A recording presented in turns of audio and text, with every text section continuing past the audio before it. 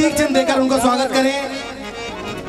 श्रीमान सुजीत गुप्ता जी, दीप nursing home शहर का प्रतिष्ठित हॉस्पिटल, और डॉक्टर साहब भी हमारे बीच में पधारेंगे थोड़ी देर में। इसके अलावा हमारे बीच में श्री विकास सवान जी मौजूद हैं।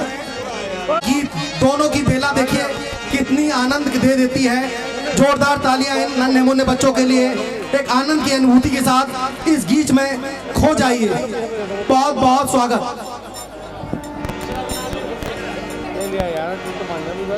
तालियां एक बार फिर से। बंधु का सादर प्रणाम।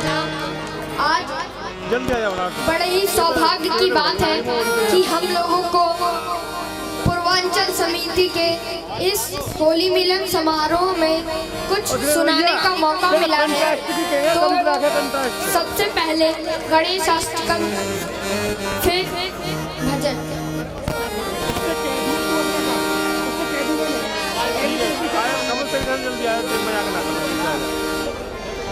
प्रणम्य शीर्षादेवं गौरीपुत्रं विनायकं भक्तावासं अस्मरेण नित्यं आयुः कामार्थ सिद्धये।